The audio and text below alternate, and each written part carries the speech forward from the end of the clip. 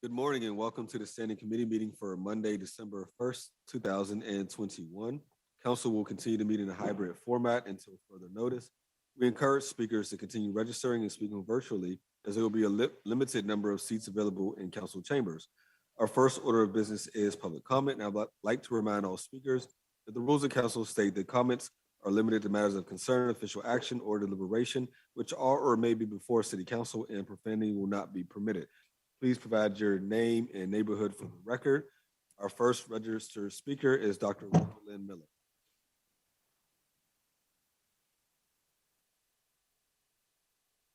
Dr. Ronald N. Miller, The Hill in Austin, Texas, Global Intelligence Society, U.S. National Candidate 2024, and the founder of the City of Pittsburgh Committee of Legislative Investigation in 2012, globalintelligencesociety.org, cgsii.rlm.globalintelligence@gmail.com. 1 + 1 is 7, equals we do not permit profanity. It's lawless. I view the office of the city clerk of council, as the most important city office.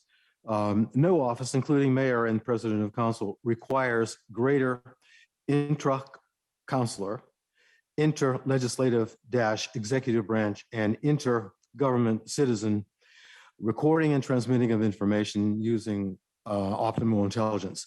A concern of council is to specify by ordinance, by law, responsibilities and so qualifications necessary to meet those responsibilities of key Pittsburgh government offices. Pittsburgh Code Title I, Administrative Section, Article 5, Chapter 153, law regarding the clerk. A, attend all meetings, keep accurate minutes. B, have custody of all papers which may be presented to council. C, transmit papers from council to a committee of council. D, file all papers on which final action may have been taken by council. E, record and file in his or her office all ordinances and resolutions and publish all that require publication. F, keep an index of all actions of council. G, act as clerk to all committees of council. H, keep accurate minutes of all actions of the committees. K, L, maintain an office to keep the books and papers in his or her custody. J, which is one of the most important of all, index and have bound annually sufficient copies of the municipal record to supply each member of council, the mayor, and each director of a department with 1 copy and have additional copies for sale. K, have council have control of the clerk's office. L, furnish all transcripts, orders, and certificates called for by any person. M, deposit monthly with the city treasurer all revenue from the sale of documents. Develop a calendar with the 2 commissions. Qualifying for this office, legally requiring the meeting of the responsibilities requires an exceptional person, and we have one. But there was no public hearing in 2017, which is lawless. Not she, but Mr. Kraus. Thank you. Our next speaker is Naomi Mullen. Good morning, can you hear me? Yes. Thank you. Shady trees, not shady deals in Bon Air. The Pennsylvania State Constitution says, under political powers, that all power is inherent in the people and all free governments are founded on their authority and instituted for their peace, safety, and happiness. Where did public servants who have been elected get the idea that they are lording over us? How can they make decisions for our community that we have lived in and been property owners in for decades? The PPS board and administration created a controversy against us. After repeated speeches to the board and city council, they have not dropped the sale of Bon Air School. It is a crime to use a falsehood to vote, create a resolution, sign a sales agreement, transfer a property, or create a legal contract. under a misrepresentation, officials have a duty to investigate and act against a crime. Now you're notified. There have now been 3 community meetings with Gregory Coyle. It is 7 months of no community support from Bon Air. We even gave him a petition with 250 signatures on it. We want the building torn down and green space to take its place. Gregory is operating in bad faith, and the school district officials are harming we, the people of Bon Air. This issue has united our neighborhood. Regardless of political party or race, we have hundreds of signatures on our petition to prove the community support for a green space. Significant community concern has been expressed to the Board of Education and the City Council all these months. Perhaps there's a neighborhood busting plan afoot. Block busting is illegal. Is there any lobbying or unregistered lobbying taking place? A senior neighbor whose extended family that's lived here for over 100 years told me something very wise. She said that there's going to be a revolution if this keeps up. A tax revolt is one possible consequence. Why pay for harm to be done? My sincere, consistent request is that City Council create a resolution to block zoning change and support a green space to replace Bon Air School Building. Do your part for the environment, reduce the watershed to Route 51, increase green space to benefit all ages and stages. Protect the children at the playground across the street. Let's make it wheelchair accessible to allow those who have difficult access to nature the ability to enjoy it. Tear down detrimental problem buildings, not safe, stable neighborhoods. You want to reduce watershed to Route 51, and this is your opportunity to help that need. Investigate fraudulent acts by PPS, administration, board, and contractors. Oversight is needed to avoid bad actions like poor roundabout placement. Shady trees, not shady deals in Bon Air. Thank you. Thank you. Our next speaker is Ikuhana Halmalkina.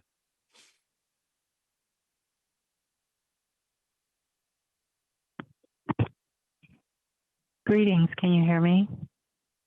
Yeah. Can I be heard? Yes. Okay, thank you. Greetings and good day. My title is Ikahana Halmakina. I'm the Grand Inca, the Iroquois Confederacy of Aborigine American People. And I'm here to speak about the indigenous people here, right here in Pittsburgh.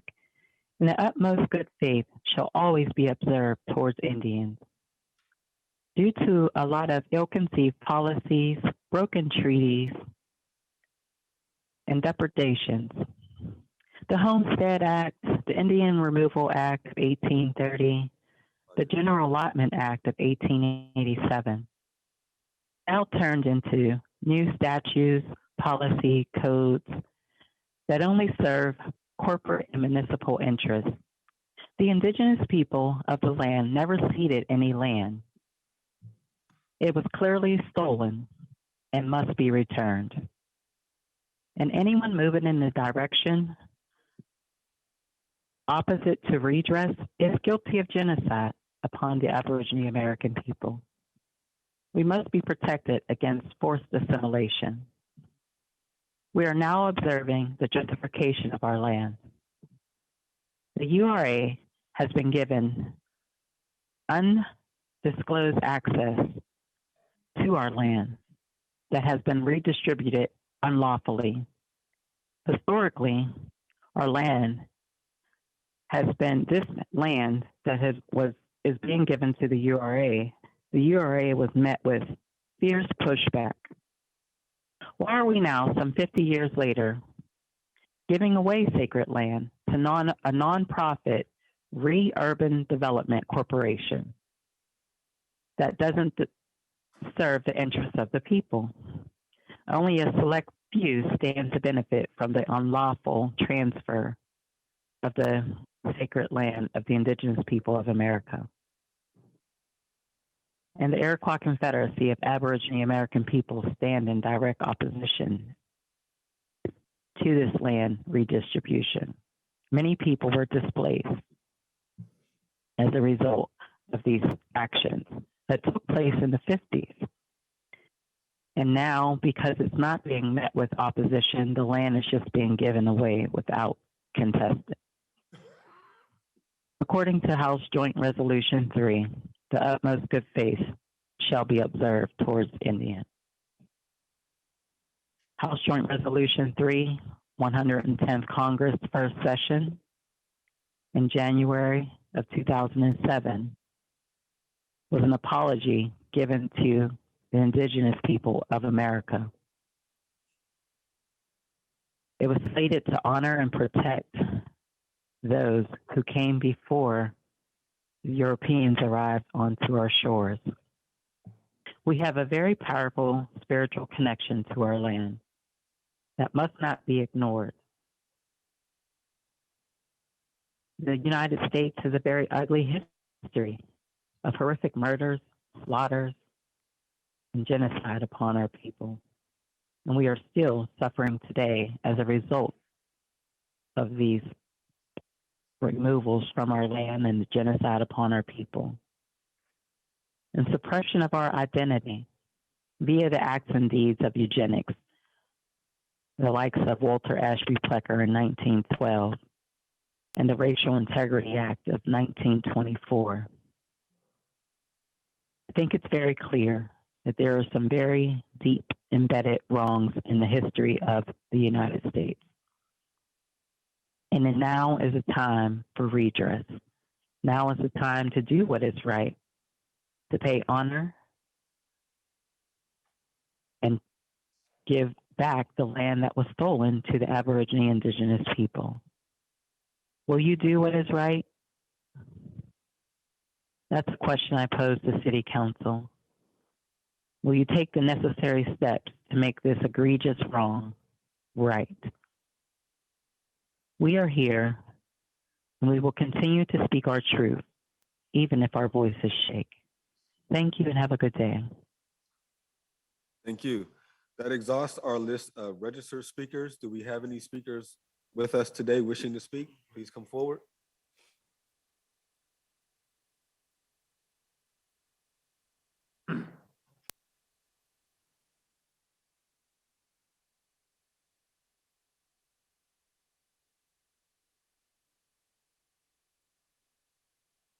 Okay.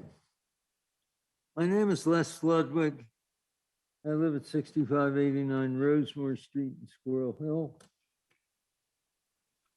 And I was reviewing some papers because I'm writing an autobiography.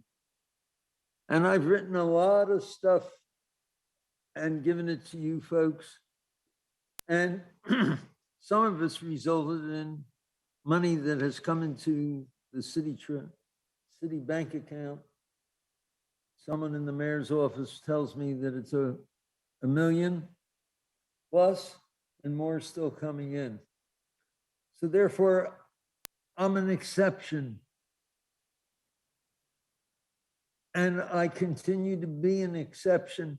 And I'm looking back to a paper that I'm going to leave here for you. And when you read it, you'll say, hey, wait a minute. This stuff is all old. But there's very little difference in today. So therefore, are we standing still as a society? Or are we going to get in the car, or are we going, when we get in a car, are we going to look in the rear view mirror to guide us? Or are we going to look to the future? We have to make a basic decision. And I would like to think that it will be the future. So I give this to you. I think there's enough copies here for everyone. And thank you for saving my hat. And when you get a chance, if you have a chance to read it, I hope you'll look at it in the terms that I've stated it to you are we going to get in the car and drive to the future, or are we going to go stay the same?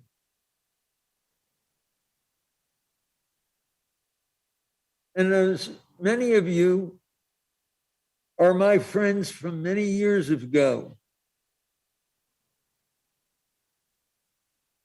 and I thank you for the opportunity to make the presentation a little late in my arrival.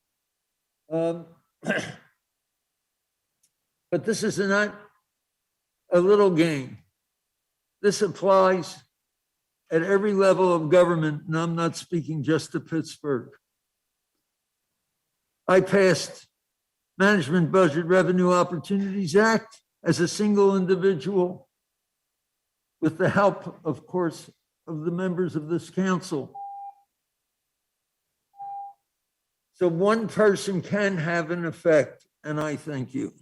Thank you very much. Are there any other speakers with us today in person and or online? Seeing none, we will move on to our standing committee agenda. Would the clerk please take the roll? Reverend Burgess. Here. Mr. Coghill. Here. Ms. Gross. Here. Mr. Kraus. Here. Mr. O'Connor. Mrs. Kel Smith. Ms. Strasburger. Here. Mr. Wilson. Here. Mr. Lavelle Chair. Here. 8 members present.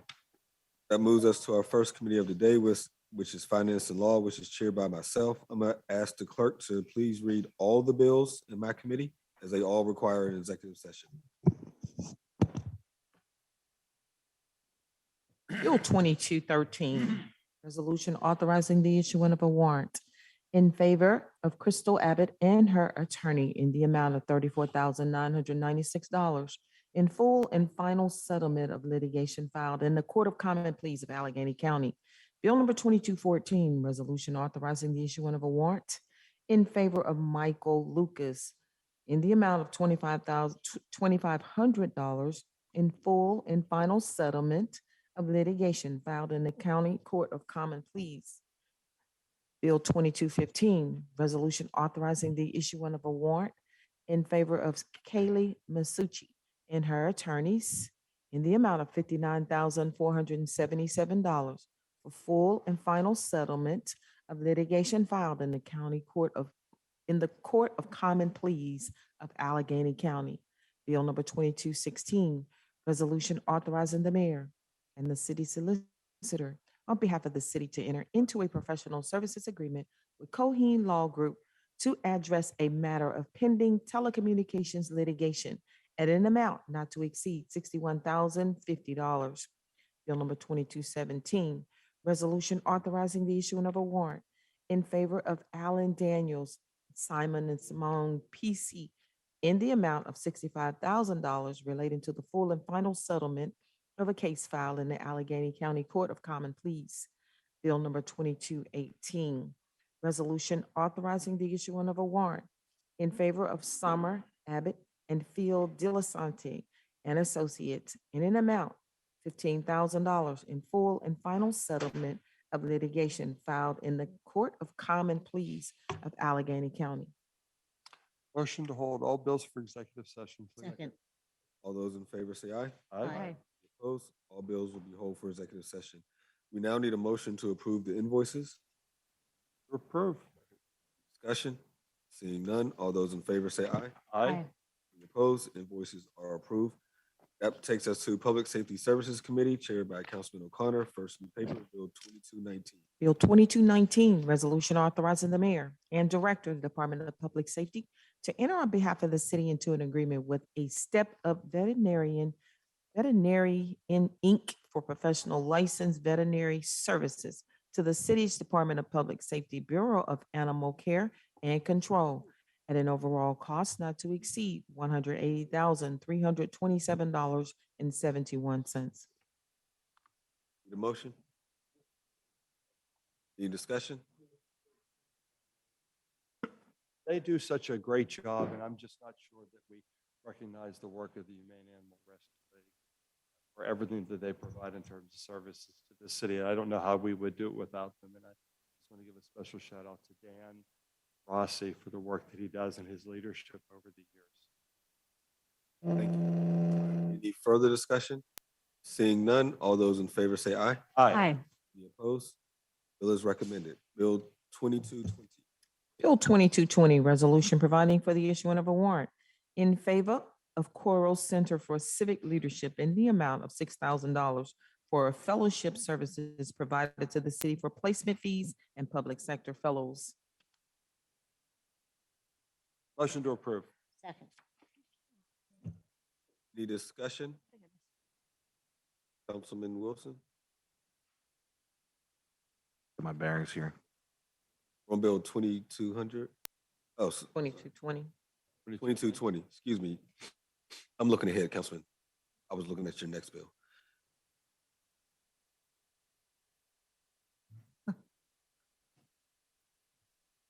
No. Sorry, I'm looking at the wrong number. Wrong one. 2220. Any further discussion? That ain't me. Seeing none, all those in favor say aye. Aye. Any opposed? Bill is recommended. Next bill, 2221. Bill 2221, resolution amending resolution number 47, authorizing the mayor and director of public safety to enter on behalf of the city into an amended professional services agreement with In Time Solutions for EMS and policing, scheduling, and timekeeping services at a cost not to exceed $902,525. To approve. Any discussion? Seeing none, all those in favor say aye. Aye. Any opposed? Bill is recommended. Bill 22, that takes us to Public Works Committee, chaired by Councilman Coghill. Our first supplemental paper, Bill 2244. Bill 2244, a resolution providing for a second supplemental agreement with Michael Baker for contract administration and construction inspection service costs associated with small grants project agreement and providing for the payment of costs relating to Allegheny Circle Phase 2, not to exceed $190,663.05, a $50,577.63 increase from the previous agreement. Motion to approve. Discussion? Yes, discussion. Councilman Strasburger? Thank you. I see that this is now a second, what I would call a budget amendment, and I would just like to find out the reason for this amendment. And I guess we're calling it a supplementary agreement. What is leading to the additional cost of this project? If that's indeed the case, or has the scope of the project changed? If there's anyone who can speak to this. Let's see who we have. on side.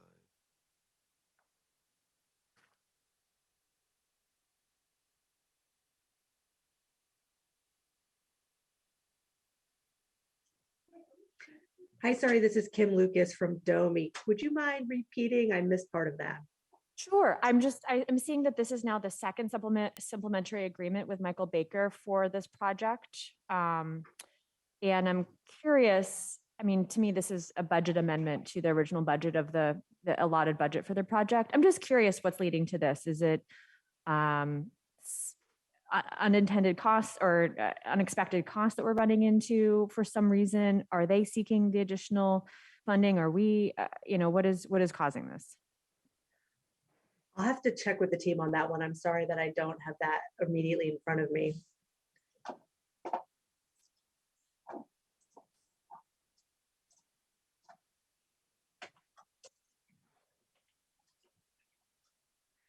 Okay. You good? Okay. Any further discussion? I'm going to abstain. Seeing none, all those in favor say aye. Aye. Any opposed? Abstain. One abstention. Affirmative recommendation. Bill 2245. Bill 2245, resolution authorizing the mayor and director of the Department of Public Works to enter into a professional services agreement between the city and Air Cleaning Systems Incorporated for design, engineering, and installation services of emergency response vehicle exhaust systems at multiple locations throughout the city at a cost not to exceed $654,272.40. Motion to approve, Mr. Chair. Second. Any discussion? Seeing none, all those in favor say aye. Aye. Any opposed? Bill is recommended. Bill 2255. Bill 2255, ordinance amending the Pittsburgh Code of Ordinances, Title 4, Public Places and Property, and Title 5, Traffic, and Article 5, Legislative, Chapter 151, to regulate parking in city-owned surface lots, city-utilized property, and on-street parking spaces reserved for paid parking for city employees. Approve. Discussion? Mike's on. First of all, I want to add my name as a co-sponsor. Second of all, we were working with the law department to make two slight changes. The amendment makes two slight changes. One, it codifies the process where the directors of each of the departments assign parking spaces. And then the second change at the very last page, the law department said that we could not direct the sergeant of arms. We could not directly give him the authority to patrol the lot, but that as a police officer, he has to be assigned by the police to do that. And that was, both of these are mostly technical changes that the law department suggested. And so we have written them. So motion to amend. Second. Any discussion? Councilman Coghill? I got a couple calls from City Controller's office the other day. Are we moving in on their spaces as to what, they told me? Turn your mic back on. I'm sorry. I just want to respond to that this came about when there were some changes. If you recall, the administration had put somebody in charge of changing the spaces and to address the parking during COVID when a lot of us weren't here. Well, the problems continued after we returned.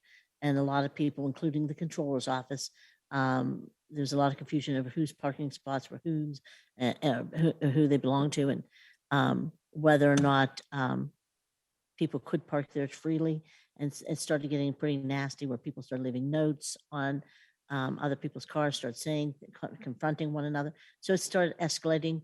So I said, worked with Madam Clerk, and she suggested we could draft something where we control the lot, where our people park at the Diamond Lot and 4th Avenue. So that way, not only can our people have their spots, but the people that have been parking there for years will be able to have their spots, including the controller's office. And we'll work as people leave or move on. We'll work on how we, with the process on how those spots are filled. And this way, we also want to make sure our sergeant at arms can enforce the parking there because there's been a lot of issues.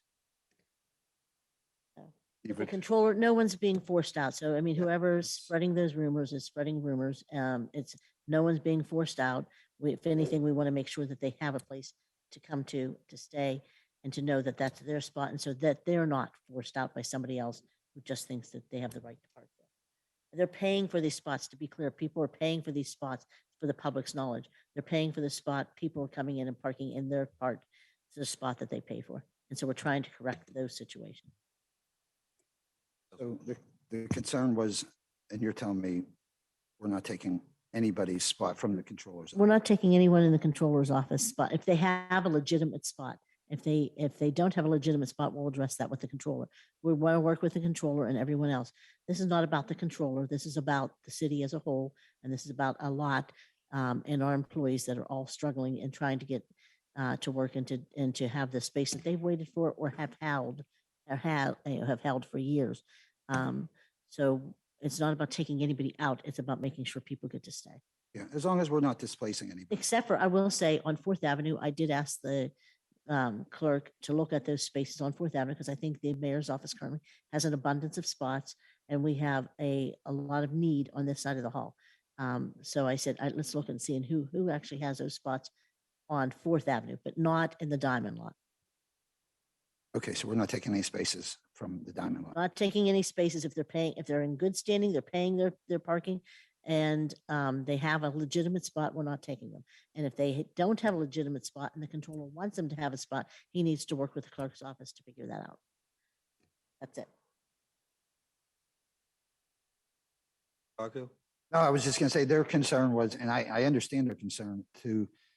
Auditors can probably make a lot more money somewhere else than working for the city controller. So could a lot of our Yeah, employees, right. yeah. Yeah, including us.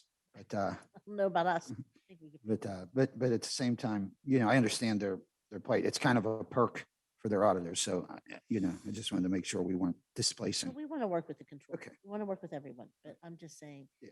We're not giving any special treatment. We're trying to make sure that we're addressing the gap and that's occurring now. From some things that Any happen. further discussion? If not, all those in favor of the amendment, say aye. Aye. Any opposed?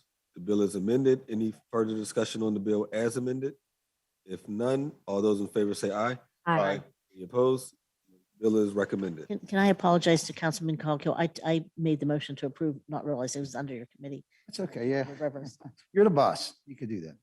That She's takes a us little to woman. deferred papers, Bill 1744. Bill 1744, resolution authorizing the mayor and director of the Department of Public Works to enter into a lease agreement with the Phipps Conservatory and Botanical Garden for the city facility known as the Garden Center for a period of 10 years, an annual rental fee of $1 per year with the possibility.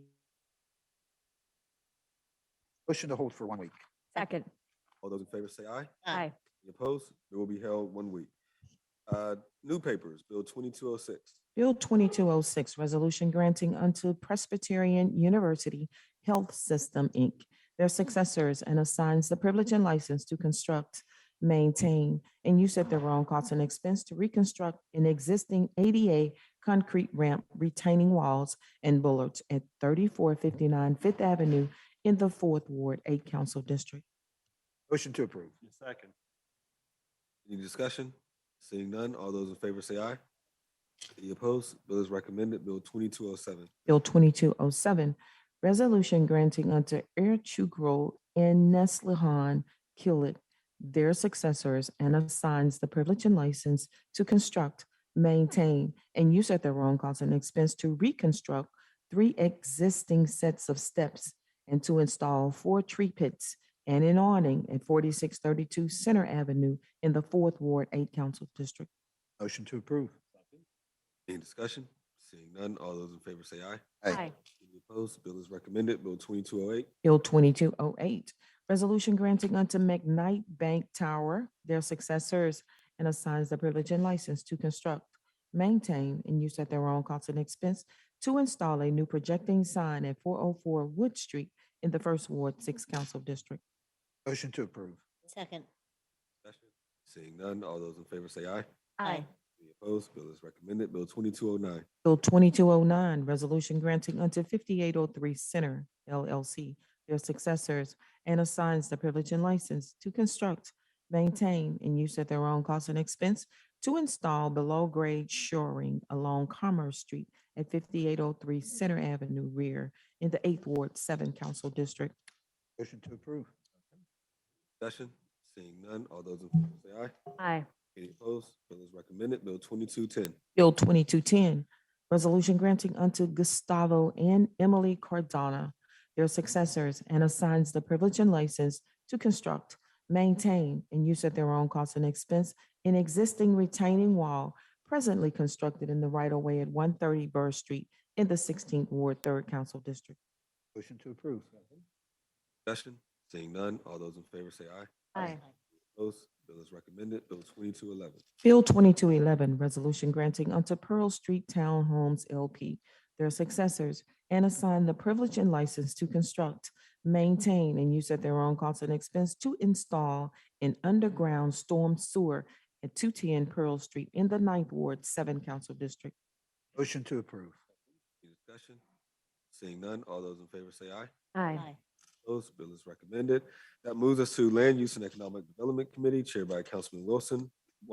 First deferred paper is Bill 1815. Bill 1815, ordinance amending the Pittsburgh Code Title 9 zoning Article 4, Chapter 909, Planned Development Districts, Hazelwood Green Specially Planned District by amending certain texts, deleting certain texts, and/or replacing certain texts within the zoning code as follows.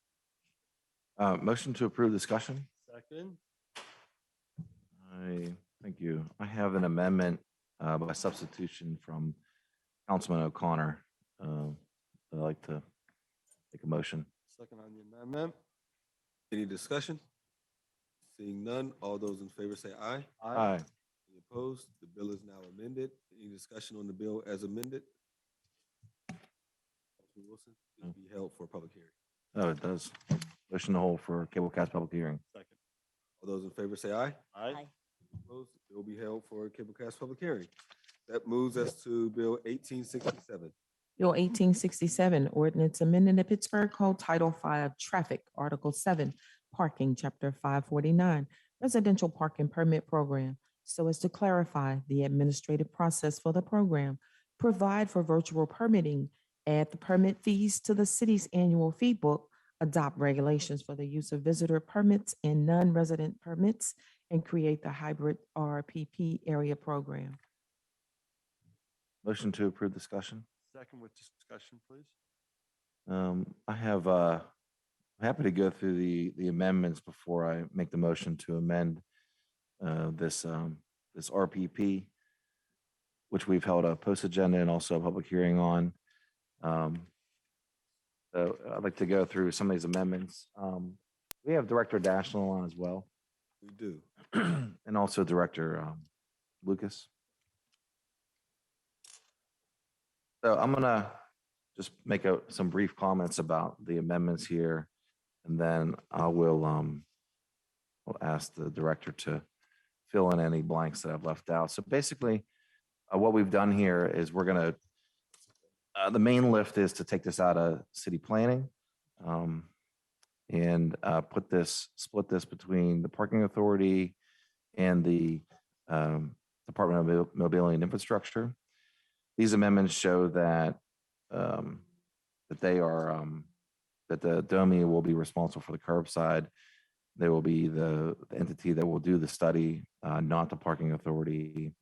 So that amendment does require us to fulfill or create a position at DOMI for so that would require to make this complete, we would need to follow up and do a budget amendment to include that. But the way I've worked this out is that on the parking authority side, they would have taken that from what they already negotiate with finance on tickets. So the program doesn't pay for itself. So either way, wherever we put, the person who's going to do the curbside study or the parking study, we're either going to have to fill a position at the parking authority or we're going to have to fill a position here. So it makes sense that DOMI manages the curbside. We're going to do it here. This amendment also includes all of the medical non-resident permits, the daycare permits, and also there is new language for short-term rental permits. Director, did I leave any very important points out? No, that kind of encompasses the changes. There were some landlord permits, which are now, I think, property owner manager permits, non-resident permits. There were some additional restrictions that were put on that based on some questions and comments from council members after we had the post agenda and the public hearing. Actually, just I want to open up the members for questions. I just want to make it known that I'd like to make this amendment and then put this over to next Tuesday, and then if there's further slight changes, we can make that then. But I'm also willing to just hear the conversation, how it goes. So I'll turn it over to the members. Mr. Chair. Thank you. Thank you. Well, first I want to congratulate Councilman Wilson on tackling an unbelievably difficult topic. When Councilman Dowd came to this table, he and I made an attempt to do what Councilman Wilson has achieved, and without pulling any punches, basically threw our hands up in the air in frustration that it was just such a complicated topic to try to resolve that we kind of threw in the towel. So first and foremost, thank you. If time permits, could I just go through a couple of the things on on here that I'm still not quite comfortable with? The new language for a short-term rental, is that intended to be more abiding for Airbnb and that kind of short-term rental. Is that what your sort of end game is with that?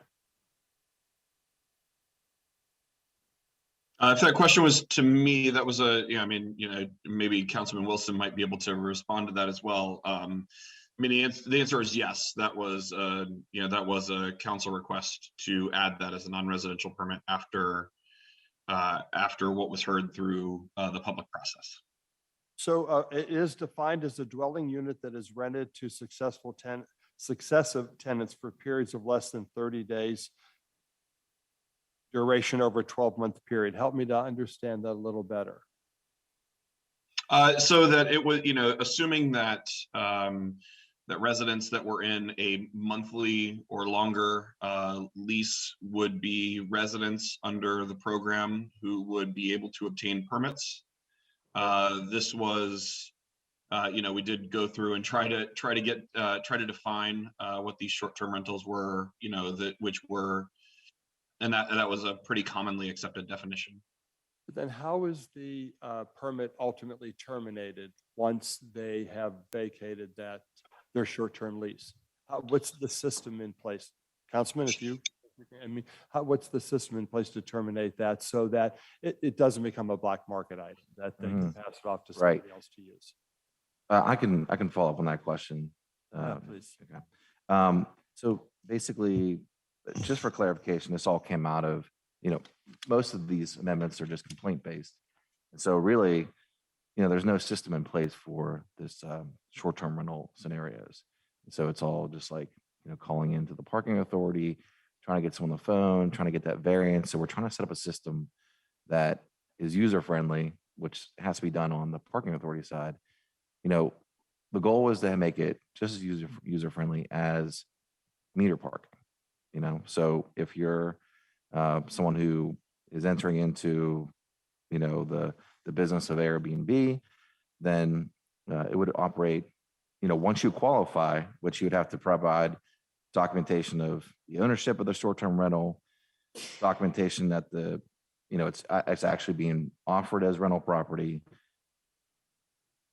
and then also proof the short-term rental doesn't have off-street parking. So, and I just want to just answer your question, is that it would operate similar to a visitor pass, but could be like a plug and play type scenario where the person who owns the property can go in and change that license plate, but it's a $5 fee for every week per car. Only 2 cars. They have to prove that they don't have off-street parking. Off-street parking, and then also they can do that max of 8 times per car. So my next question was going to be, what is the fee for the short-term permit? Are you saying it's $5? $5 a week per car. $5 a week. Max 2 cars. Okay. Then, thank you. Try to make it, the goal there is to, sometimes people just come in for a Steeler game. They're going to be here for a night or two. So, the $5 fee, it's that, and then person could continue to rent it. That would start the new license plate, new $5 a week, new $5 charge. And then that license plate does have a limit of how many times per year that could be used at that property. So that's what's trying to hold, not that pass being used is on the black market. So it's tying it to some sort of limit per year. Residents are watching our conversation and texting. This is an incredibly important topic to both Southside Flats and to Oakland.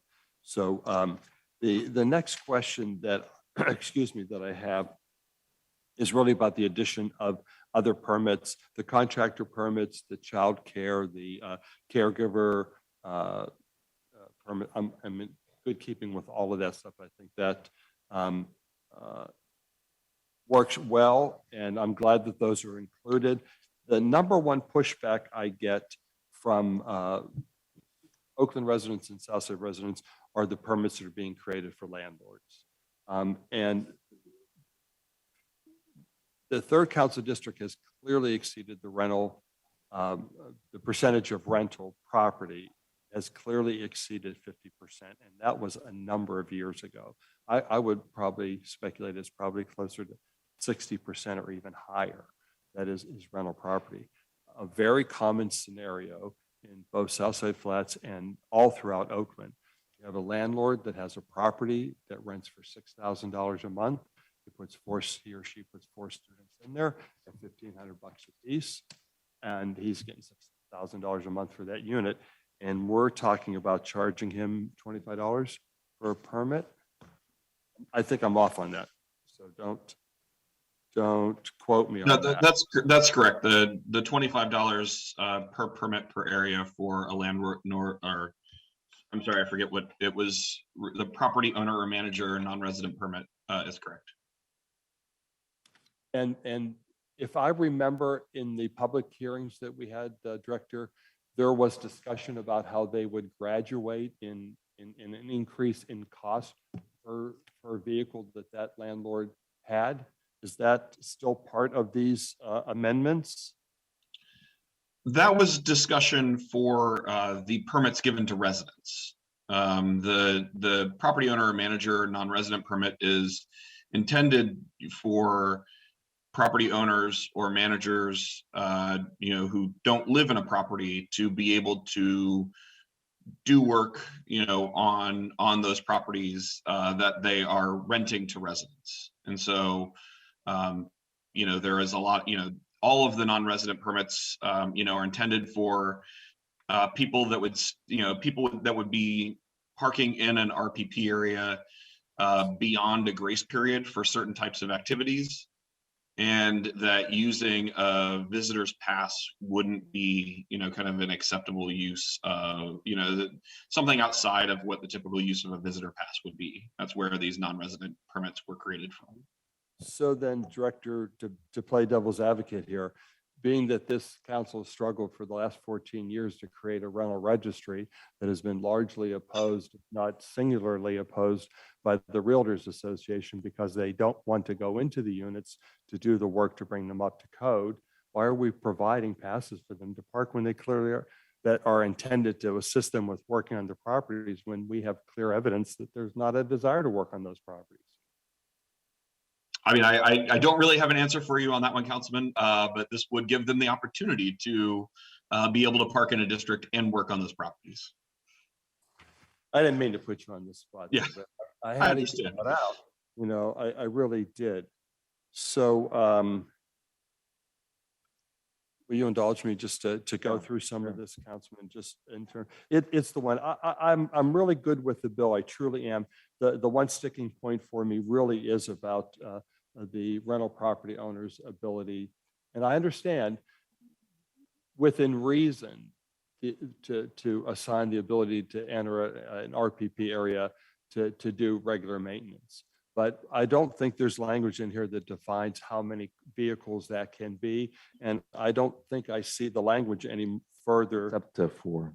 It is, okay. So why don't I just go through this, because it's really the first time I'm reading these. So yeah, Councilman, there was a limitation that was placed on that. That was based on discussions with, I think that was something that we had heard from residents in the public process, that they wanted limitations on that. So we did create that limitation. That 4 number is lower than, I'd say what we heard from some of the property management or property owner companies that that own rentals in a number of RPP districts. So we were trying to create that balance by creating that as the limitation. And that is the maximum number of 4 vehicles? Yes, that's correct. Okay. So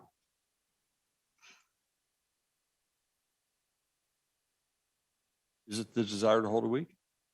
Well, I'd like to have members just continue to ask questions, but I'm not opposed to a hold. Yeah, good. Yeah. I want to go through some of this. Please. Yeah, okay. All right. So then rental property, I'm on section 4 here. Rental property owner or manager, non-resident, a person who offers real estate for rent in an RPP area who does not qualify. Such a person shall receive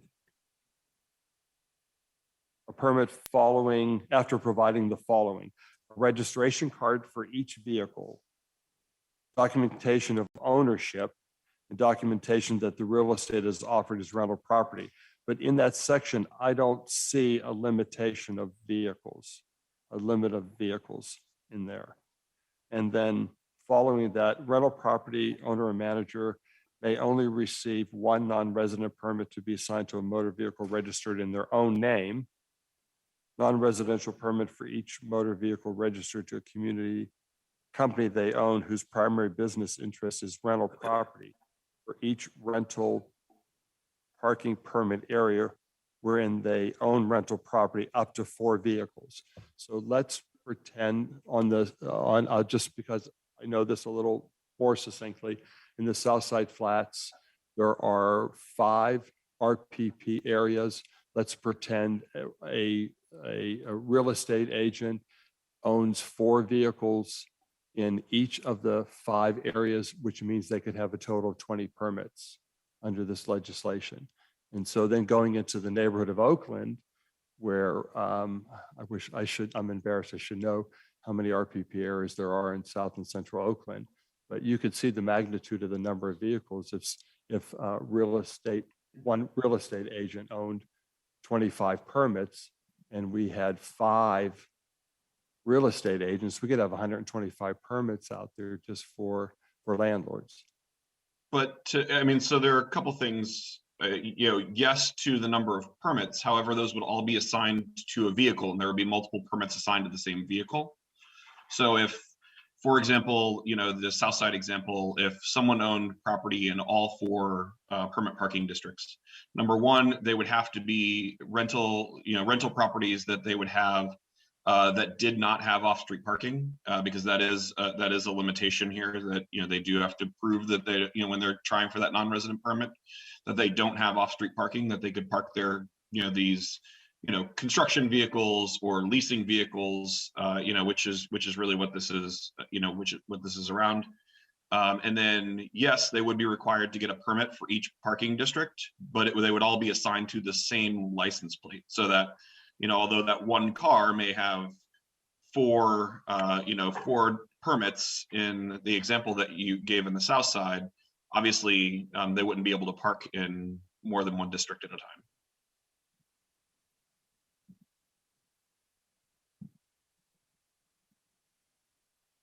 I'm not 100% sure I understand that. If each landlord can have 4 vehicles and a permit is assigned to each of the 4 vehicles, then there are 4 permits. The way I understand you is that there's only one car with 1 permit.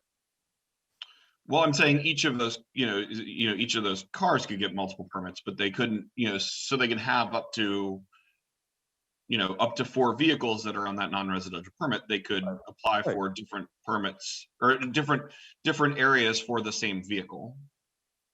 They could or could not. They could. That's yeah. So you're making my point for me that under my example, you could have 125 permits out there just for a landlord. But they would be, that would be associated for what 1/5 of that number of actual vehicles that would be able to park in all of those permit zones. Same time. But if you were to multiply that by 5 or 6 landlords, you could see how that could really balloon. I'm not comfortable with that. And I'd really appreciate the councilman if you and I could kind of figure that one out. Not right here and now. I mean, but if Yeah, certainly. It's something I've been working on with, others. I can't say that that's not something that we should work on. Yeah, I appreciate it. It's the one thing that I really have gotten pushback from on every resident that is an RPP area in Oakland and or Southside that is contacted. Yeah, I'll just say that it makes total sense to me to provide at least some support to the property owner, especially in the time of like passing rental registry, that they would have an opportunity to go to all units, be on site for some reason, at a tied to one license plate at least. Councilman, we've passed rental registry how many times since we've sat at this table? Implementation is key. that God willing, this is the home run this time and it actually is implemented. But in terms of the short-term rental permit, I'm not going to push back on that one. Airbnb is not what it has been pre-pandemic by any means, but there's still an ample amount of short-term rental property throughout the council district. For the most part, I think residents are okay. We do get pushback on Airbnb if it becomes a rental property for event space. That's a whole different dynamic. But as someone that's renting it as event space for a Friday and Saturday night is not interested in applying for permits for people to park off street, so that's really going to be more of a probably PLI and police enforcement issue. So, but if you would, Councilman, if your wish is to hold, I know you want to move this, and I would not stop this from passing by year's end by any No, means. I don't want to rush it all. I mean, I'm doing this in a way that we can talk about this publicly because some of these amendments, weren't provided to the public at the hearing. And so I think it's important that we're continually talking about this. So I did this in a way that we could do it at the table. But I just want to, keep it going. I'll hold it. But I just want to keep the questions going so that members can get,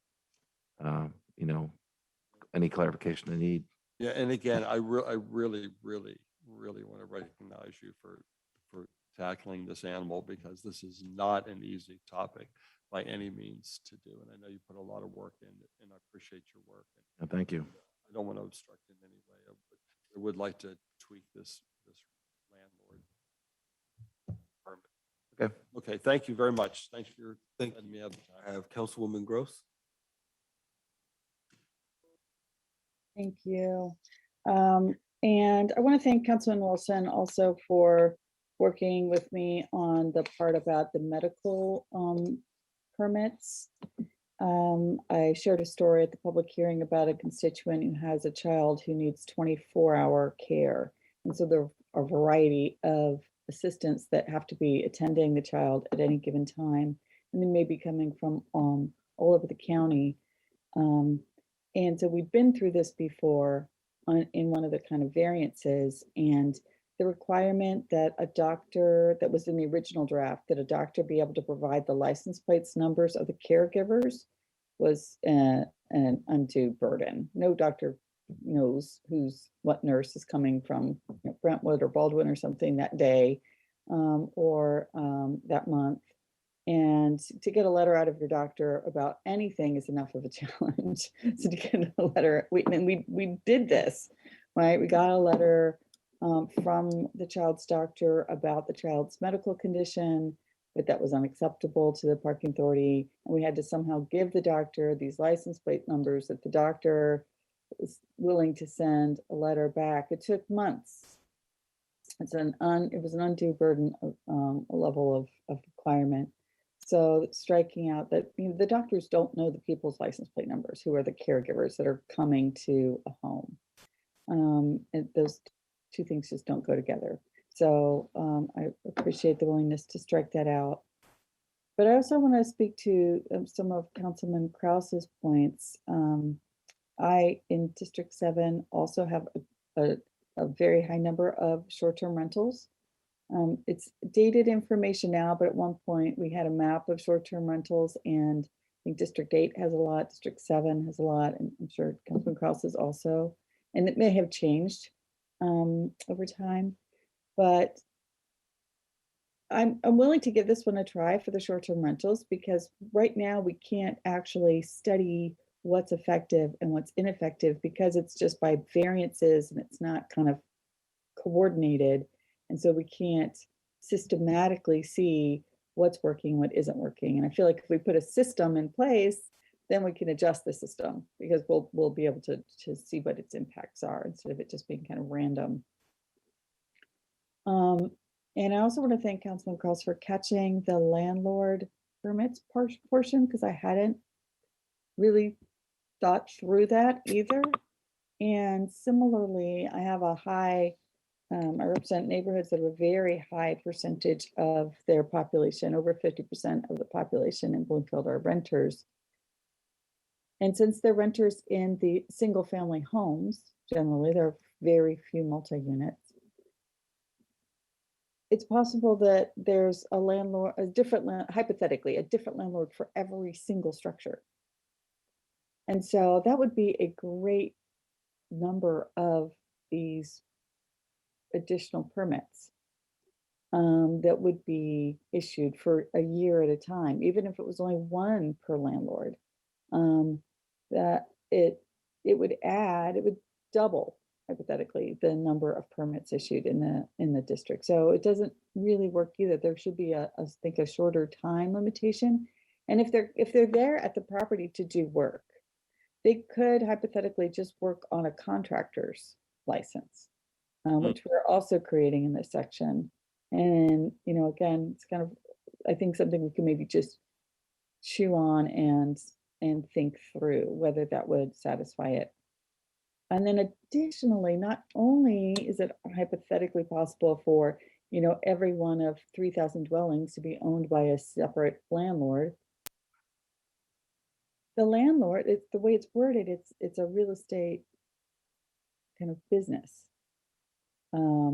Right? So a person who offers real estate for rent can be like, again, they could have one house in an RPP area.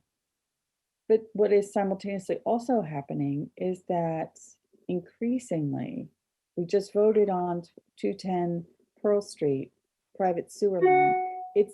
There's no person's name. I just read through the whole file. It's under an LLC. So let's say I am landlord Deb Gross, which I'm not, and I have 4 Bloomfield dwellings, but they're each under a separate LLC. Because it says that, it's like kind of where they're doing business. It looks to me like you could get 4 different passes. So that's weird too. And I need some time to tease that out and really think through that. And maybe there's something we can do better there. So yeah, thank you again, Councilman Wilson. I'm supportive of the way to do the medical permits. I think, again, it's going to be better that we not force people through a variance process, that there's a clear path. And then since we've created the path and we can see it rolled out systematically, we'll know whether it's working for people or doesn't, or how it needs to be improved. Same thing with the Airbnb. But I'm feeling like similarly that the landlord part is maybe too loosey-goosey, and in reality could be problematic. So thank you. That's all I have. I just might note, Councilwoman, I think that idea that, maybe some of the activity that was in the rental property owner manager non-resident permit, if the main activity on that is similar to the contractor permit, I think that might be something that we could look into. Yep. Right. Thank you. Thank you. Councilwoman Strasburger. Thank you, Mr. Chair. And I just also want to thank Councilman Wilson. I too was one of those who attempted to take on this behemoth of RPP, and it's a sort of citywide problem, or it's a citywide issue and challenge, and threw up my hands and said, someone else can do this. So I really appreciate you taking this on. I kind of wish Councilman Kraus were still in the room. I think he exited just for a moment, but I did have some questions or just scenarios to talk through about the rental property owner section as well. In the section of one of the neighborhoods that I represent is Shadyside, and I also represent part of Oakland. So I'm very sympathetic to Oakland and the challenges that it has. But for instance, in Shadyside, we have very, very, very large RPP areas. And just to give one property owner as an example, 70 different smaller rental property units, over 500 apartments, all in one neighborhood. So they are constantly shuttling back and forth to different units, showing apartments, showing units, repairing them, this and that. And in that case, they're very responsible. They are keeping up their properties. And I do think that the 4 vehicles is fair for them. I do think it's necessary. I guess, so that's one part, but Director Dash, is there any consideration, or this is a little bit outside of the scope of the wording of the language, but as far as you're concerned, is there any consideration for, after this is passed, taking another look at the size and the scope of the geographic areas of the districts and potentially cutting some in half, shrinking some, changing just, making more districts? And kind of related to that, what is going to be our process to go through and recertify all of these districts, many of which are need to be recertified? Or is that moot at this point because of this bill? Sure. So to the first question, as to how these districts can be addressed or looked at, the answer is yes. And the opportunity is there to look at them through a number of different ways. And so, previously, the only time that we really took a look at a district is if someone submitted petitions in some form or fashion, or if we were going through the mandatory recertification of the district. The mandatory recertification of the district has been removed from the code, what's happened is that we've increased the ways that people can initiate changes to the districts. So if your example of area U and Shadyside looking to be split into multiple districts, that could be triggered by the parking permit officer, that could be triggered by a neighborhood plan, that could be triggered by the council members themselves, to be able to look at that as those as issues. So the intention is that that a program that was really only petition driven in the past, will be able to that we'll be able to look at the curb in our residential neighborhoods, in a little bit more of a forward-looking and from a policy perspective as well. So the mandatory recertification clarified a lot of what I was concerned about, because I don't see us having the capacity to get to all of our districts in less than a year. Yeah, that's correct, and that is in the last section of the amendment, or not of the amendment. I'm sorry, of the entire code. The building, yeah. I'm going to repeat what I said for Councilman Krause's benefit. Really, I fully understand the challenges of Oakland. I represent part of Oakland too, but there's a different case in every neighborhood, right? In Shadyside, as an example, I gave one property owner that has 500 different units, 70 different small apartment buildings, all in Shadyside, all in one neighborhood. And I think they deserve to have 4 vehicles that have permits, so they can, attend to the many, many different showings of apartments that happen every single day, and being able to go from one area to, we have 2 main RPP areas in Shadyside, go from one area back to another if they need to, and not have to, worry about getting tickets over and over again. So they should have the ability to have those 4. And so I guess to that point,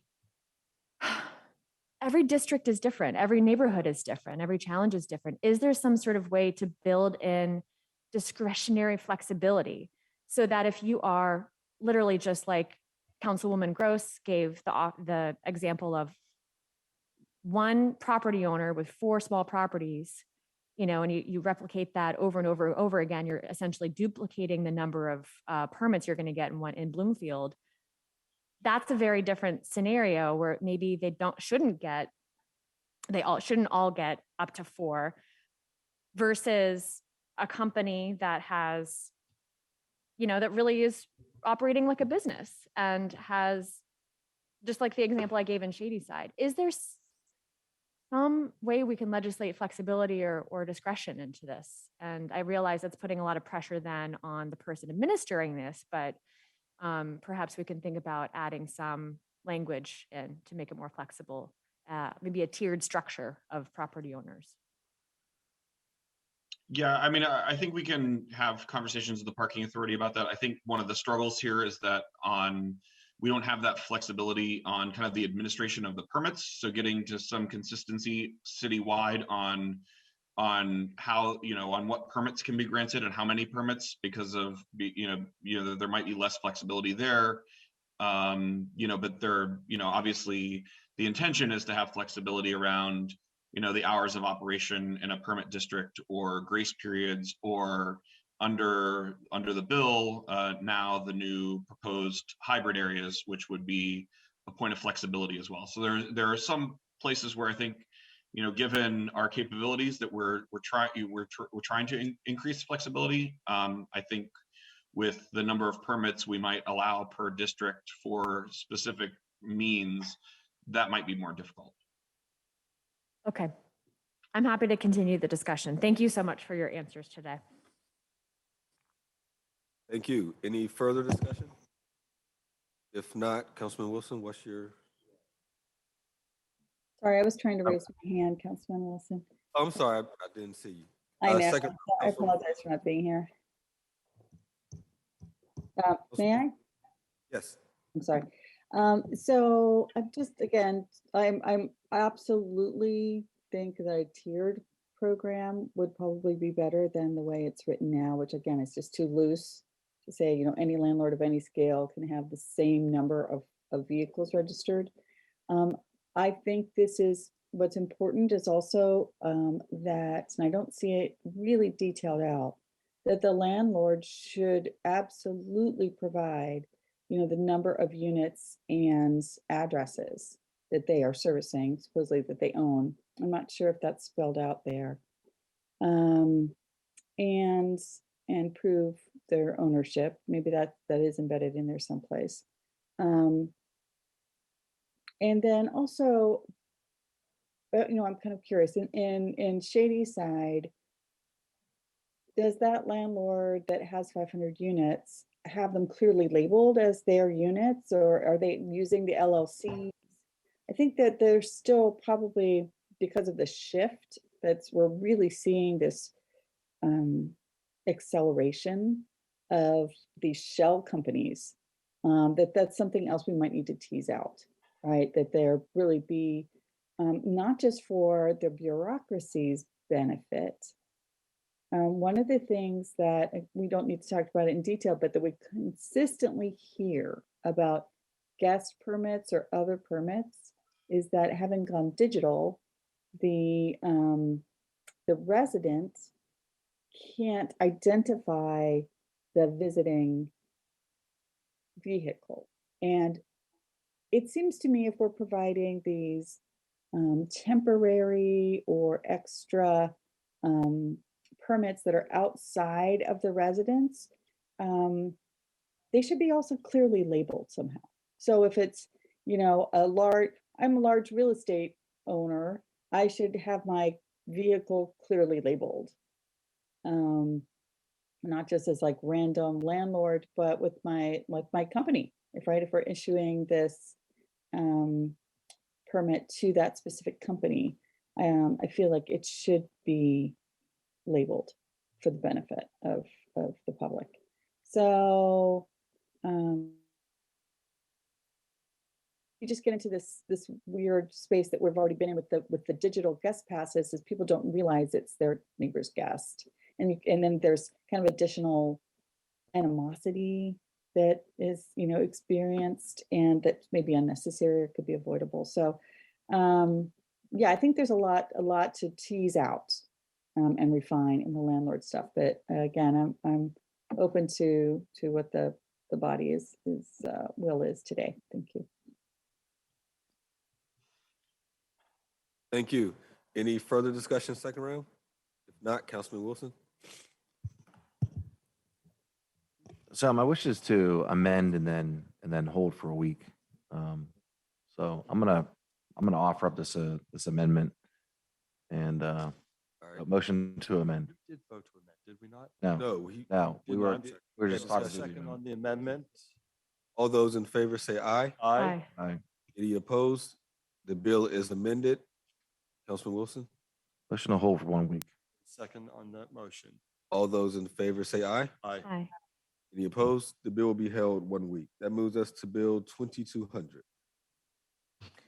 Bill 2200, ordinance amending and supplementing the Pittsburgh City Code, Title 5, Traffic, Article 7, Parking, Chapter 541, General Parking Regulations, Section 54102, Prohibition in Specified Places.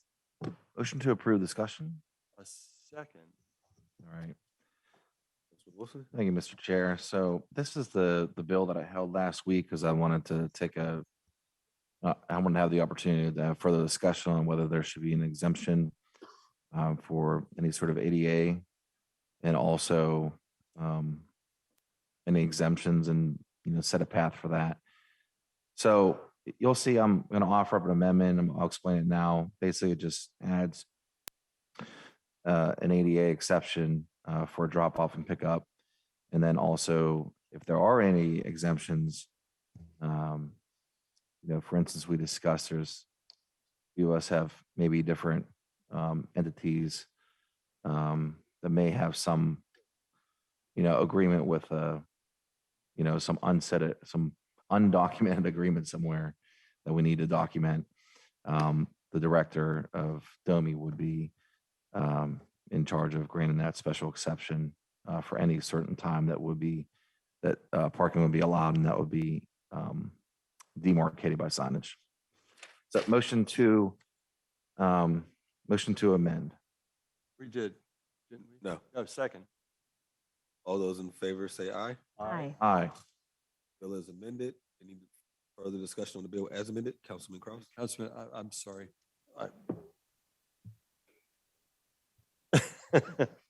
Listen, you know what the very vein of my existence is landlords and property. Every day, I bet you we got 35 phone calls a day relating to either a landlord problem, a shell LLC, or somebody that's dealing with parking. So forgive me, what we have in front of us is already existing in code, except for the piece that's in here for a paratransit vehicle. Yeah, so 15, item 15 was added for bicycle lane. Currently, it didn't exist in our code. State law does give the ability to ticket in a moving lane, but we're clearly defining that the bicycle lane, although it does qualify as a moving lane, we're putting it in, incorporating it into our code. Except for a paratransit vehicle.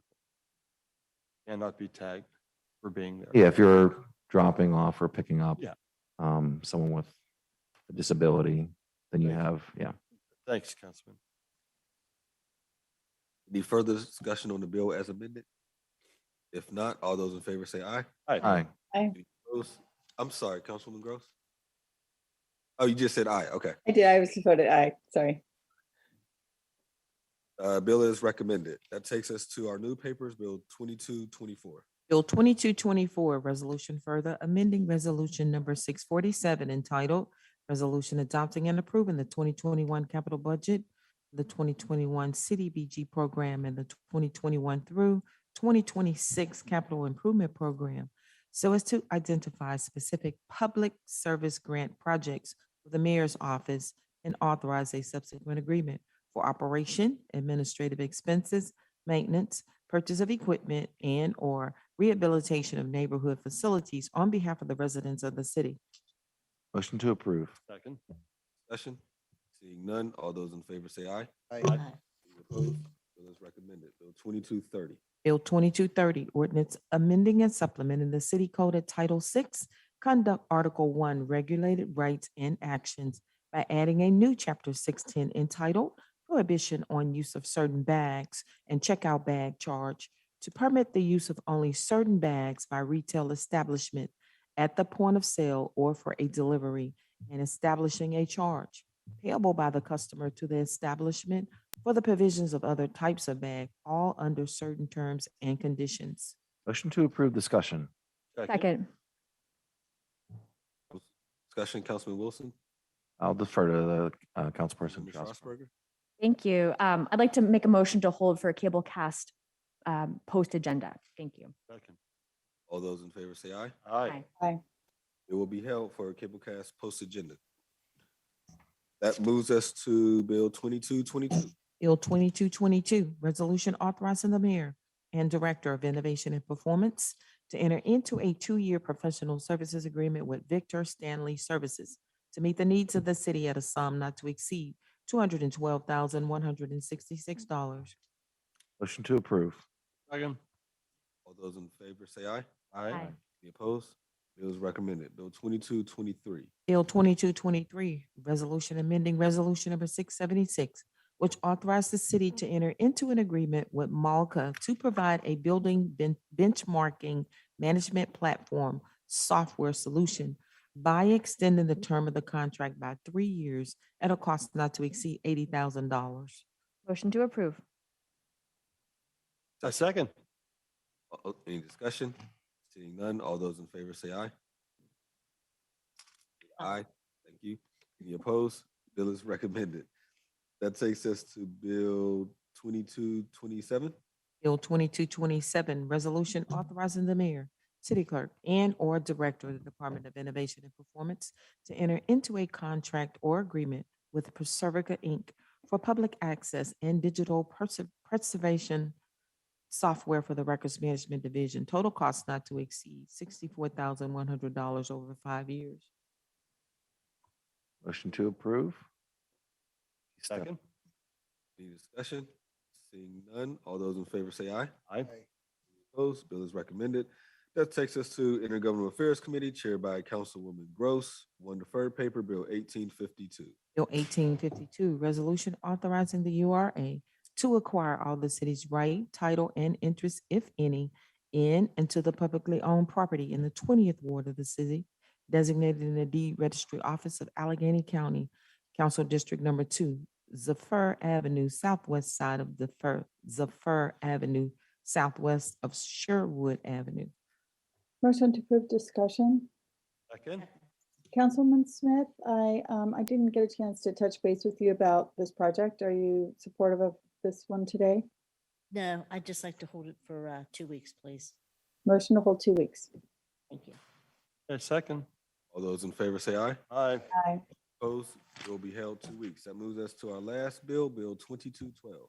Bill 2212, resolution adopting plan revision to the city of Pittsburgh's official sewer facilities plan for the CMU Health, Wellness, and Athletic Center, Tech Street.